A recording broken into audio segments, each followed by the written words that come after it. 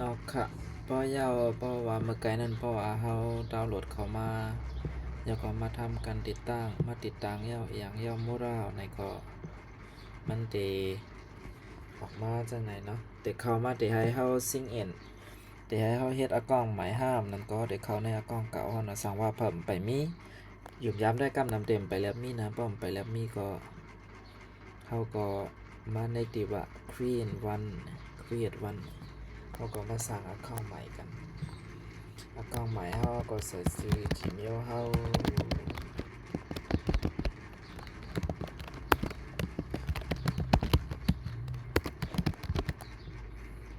ก็ใส่ซื้อ Gmail เขาเข้ากะ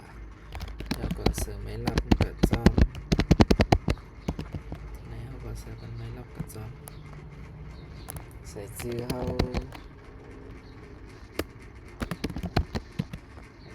ใส่วัดไตเฮินใส่ปันวันเลินปีเกิดเลยตีอยู่เขาจำเขาใส่การ1998 Thailand โอเค Enter โค้ดเขาได้ส่งโค้ดมาใน Gmail ห้างเฮาเนาะเขาก็ตัว Gmail ในห้างเฮามันเขาส่งมา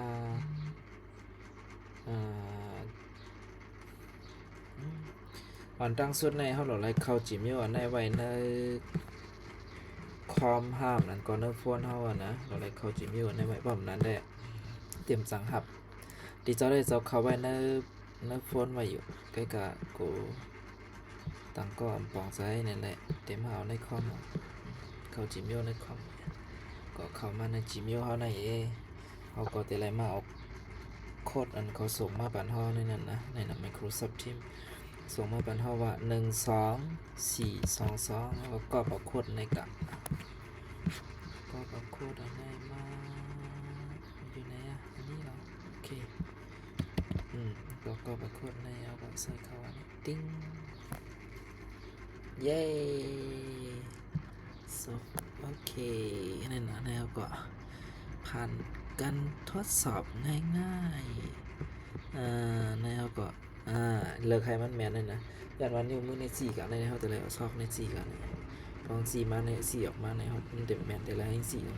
สามารถนิ้วมือในสี่มาจู่โตเขาสี่ออกมากนอกในก็แต่ละให้โตจ้องมันตั้งในนะกำพองจะเป็นห้างซอกตีน้ำพองจะเป็นห้างโตห้างเอียงมันเต็มจังเหมือนกันไล่ก่อนเลยนะโอเคยันว่านิ้วมือสี่อันนั้นแหละเขาก็เอากันโอเค done success โอเคเรียบร้อย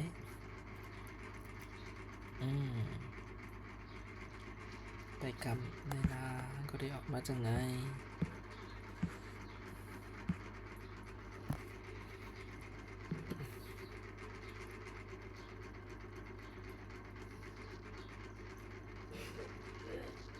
เย้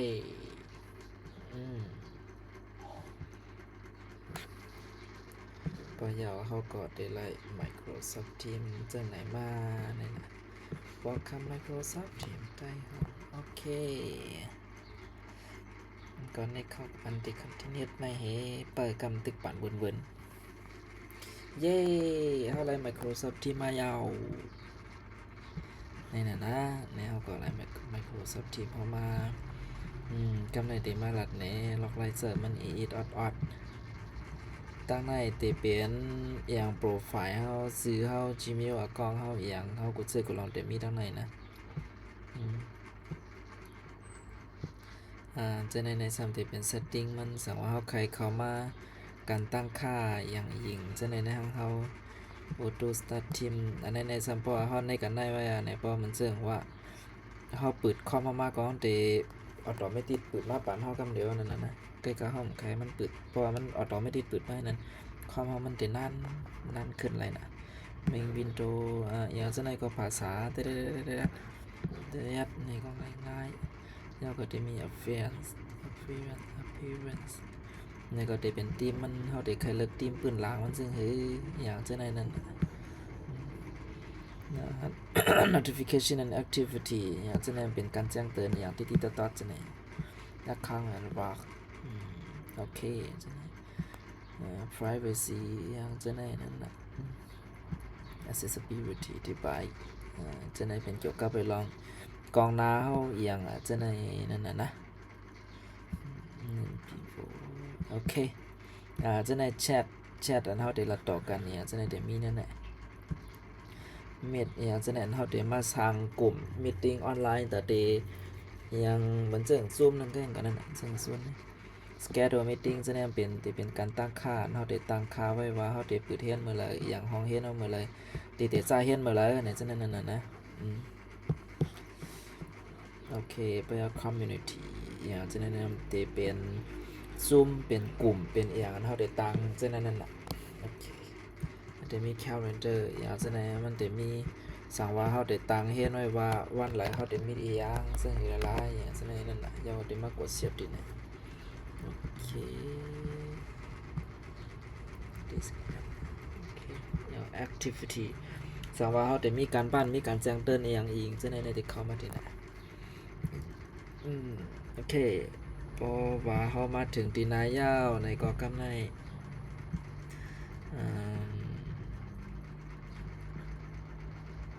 โอเค